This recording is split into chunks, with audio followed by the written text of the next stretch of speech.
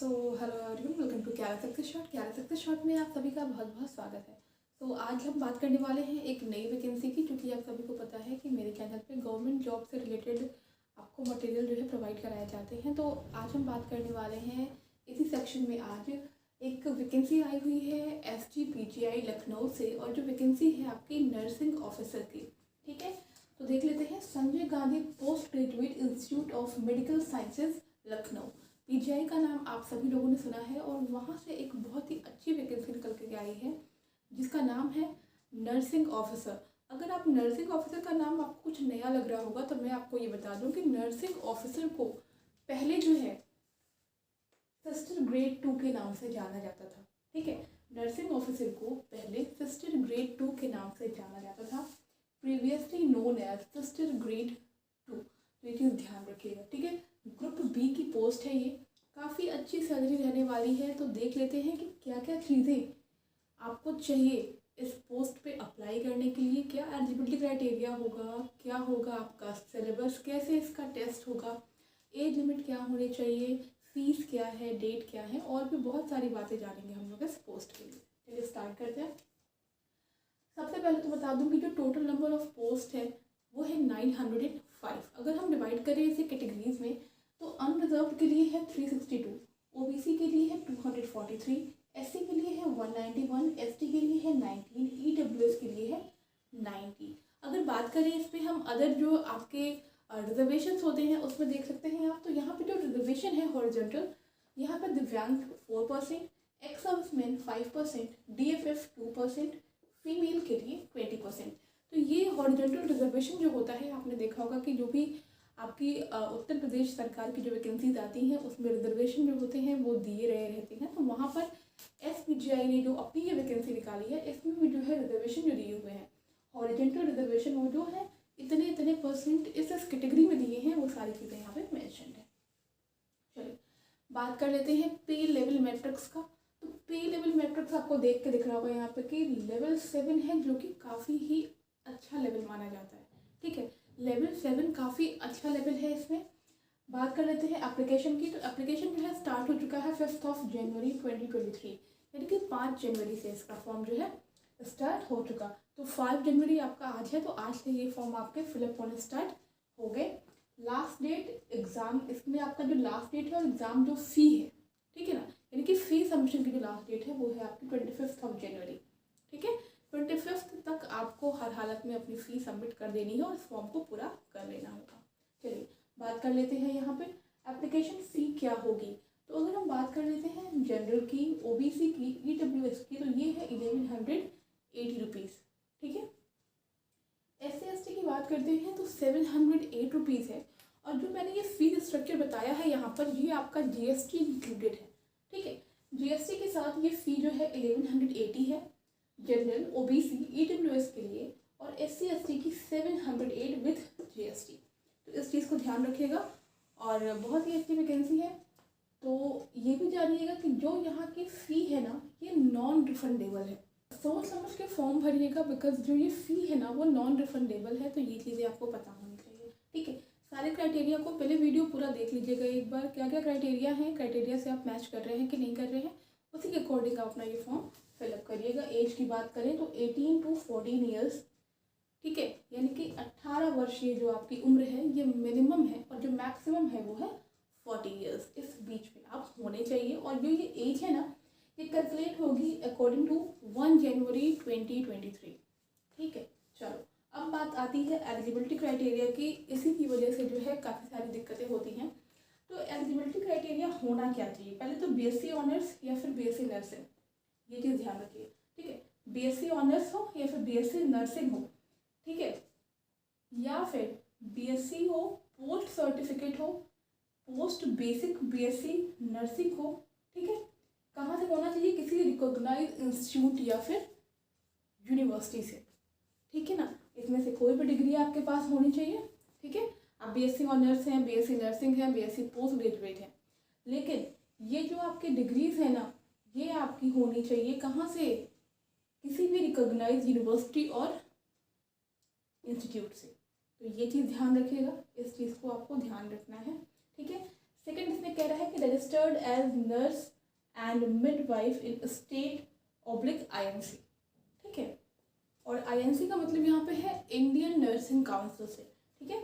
Registered होने चाहिए as a nurses and midwife, या फिर स्टेट में रजिस्टर्ड होने चाहिए, ठीक है, as a nurses and midwife in state में या फिर इंडियन नर्सिंग काउंसिल में।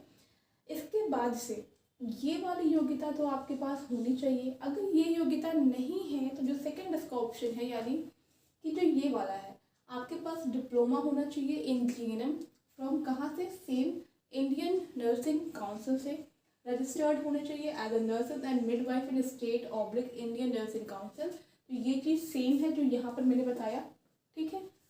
थर्ड क्या है, 2 साल का एक्सपीरियंस होना चाहिए आपके पास इन अ मिनिमम 50 बेडेड हॉस्पिटल, ठीक है। अगर आपके पास ये जो पहला वाला क्राइटेरिया नहीं पूरा कर पा रहे हैं आप, तो दूसरा क्या है, या तो फिर आपके पास डिप्लोमा हो जीएनएम में, ठीक है, कहाँ से, किसी भी इंस्टीट्यूट से जो कि क्या हो, रजिस्टर्ड हो आपका, ठीक है, इंडियन नर्सिंग काउंसिल।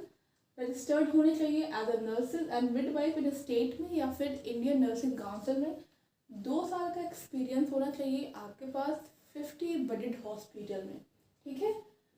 ये वाला एक्सपीरियंस आपके पास अगर है तो आपके पास diploma in GNM from INC होगा, तो आप ये फॉर्म भर सकते हैं। एक चीज़ ध्यान से सुन लीजिएगा, अगर आपके पास 2 साल का एक्सपीरियंस है 50 बेडेड हॉस्पिटल में, ठीक है, तो आपके पास ये वाले जो पहला वाला दिख रहा है आपको, diploma in GNM from INC Indian nursing council, तो आप इस फॉर्म को फिलअप कर सकते हैं। इस चीज़ को ध्यान दीजिएगा। अब आती है बात यहाँ पे टेस्ट कैसे होगा और क्या होगा। तो पहले तो ये भी जान लो कि इसमें जो भी लोग अप्लाई करेंगे, अगर उनके पास जैसे वो इसके लिए एलिजिबल है, तो जाति प्रमाण पत्र जो होगा ओबीसी एससी एसटी के लिए वो उत्तर प्रदेश सरकार का होना चाहिए, क्लियरली मेंशन है, ध्यान दीजिएगा इस चीज़ को। चलिए अब बात करते हैं कॉमन रिक्रूटमेंट टेस्ट की। तो यहाँ पे एक एमसीक्यू पेपर होगा, 2 घंटे का पेपर होगा आपका, 100 क्वेश्चन 100 मार्क्स। 2 घंटे का पेपर होगा आपका, 100 क्वेश्चन होंगे, 100 मार्क्स के होंगे, ठीक है। 100 मार्क्स का मतलब हो गया 100 क्वेश्चन, तो ईच क्वेश्चन 1 मार्क। चलिए पेपर कैसे आएगा, एमसीक्यू है यहाँ पर, तो 60 मार्क्स का एक आपका पेपर होगा। 60 मार्क्स किसका होगा, आपका जो सब्जेक्ट रिलेटेड है उससे क्वेश्चन पूछे जाएंगे, ठीक।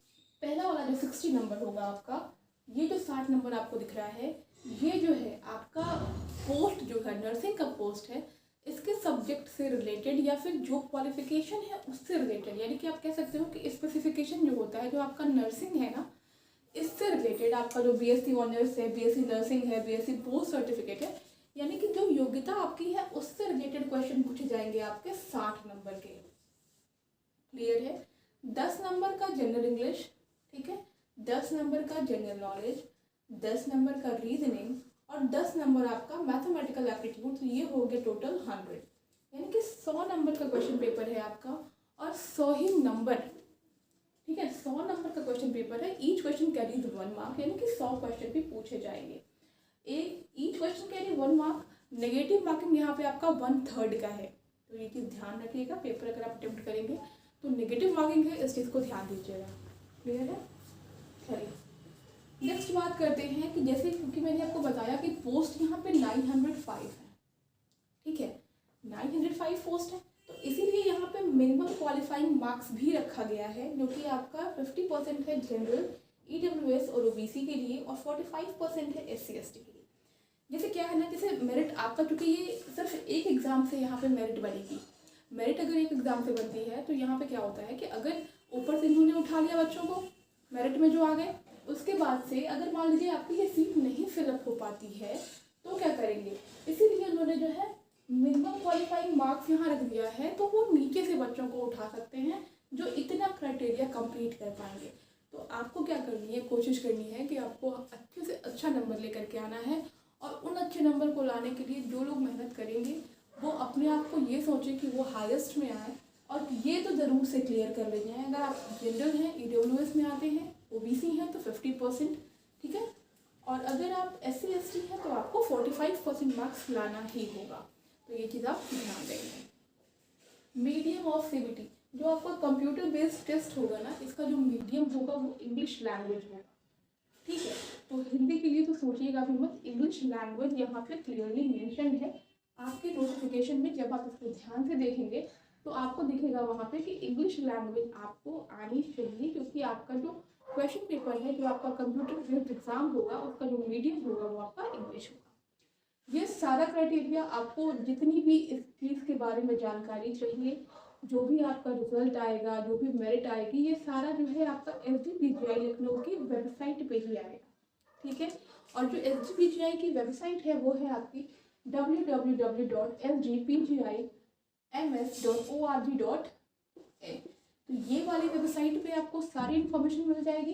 बाकी ये एक क्राइटेरिया है, ये आपकी जो वैकेंसी आई है नर्सिंग ऑफिसर की, जिसे पहले हम लोग बोलते थे सिस्टर ग्रेड 2, ठीक है।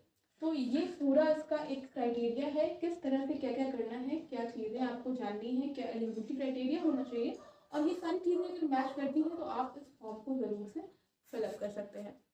तो आई होप कि आपको वीडियो पसंद आया होगा, और वीडियो पसंद आया हो तो वीडियो को लाइक और शेयर ज़रूर करिएगा, चैनल को सब्सक्राइब करिएगा। मिलते हैं नेक्स्ट वीडियो में कुछ नई वैकेंसीज के साथ। Take care and bye bye.